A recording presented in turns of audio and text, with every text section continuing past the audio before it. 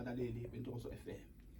Siyabonga kakhulu dokotela, siyathobeka kakhulu ukuthi sikanye nawe kulesikhathi kuyinyanga ebaluleke ngendlela emangalisayo inyanga yamasiko kanjalo namagugu umandulo uzolekelela abantu ekuthenini ke uma beqala bethi bazama impilo yabo ingavinjwa amathize ongakwazi ukuthi udlule kuona dokotela. Kunjalo cha ngithe nje namhlanje ekhehla lami ngivele ngiqhamuke ngizokhuluma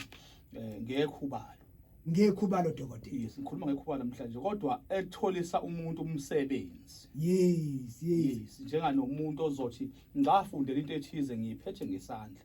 Kodwa manje ngivele ngizothuthwa sebethathiwe abantu. Ngibe ngikhona mhlambe futhi ngiphonsile nami esivivaneni. Ngiphonsile kodwa ngiyangibizwa. Ngizofuna ukuthi umuntu wakithi mina ofundele something athathe kuqala. Okay. Athathe kuqala. Mathiwa nje mhlawumbe igama lakhe bekhipha into ethize ama CV noma afaka into zakhe ethize befundile. Yes. Kodwa makubizwa abantu abizwe kusukela inkungu kubantu ukuthi angabizwa umuntu uqala ebefundile iminyaka emingaka. Kusuke lokho kokuthi kuphonswe ama CV esivivaneni bayibone yakho ukuthi hayi man uyaqualify ukuthi ke ungeza even interview bese bakhona nje into ethi hayi yazini ayasubuyisa imbono. Ayifunakala lonto ngithandi. Ingakho ngithele khubala ngiphinde ngilivuse baba. Into engimisa ukukhuluma ngalo kade becomment abaningi. Bethi ukhuluma nini ngomuntu omsebenzi? Bengingakayi ehlathini. Okay. Nje abazobuka lapha emavideo nami inkulu ezoxhumana ngemahlathini ngikhuluma ngemithi. Bekufanele ukuthi ngiyothola impande phansi.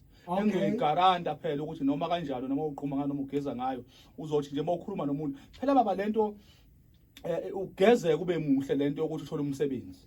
Yes. Ngoba umsebenzi angithi ukhuluma nomuntu. Injalo nje indaba. Ukuthi ngicela ungifake lapha.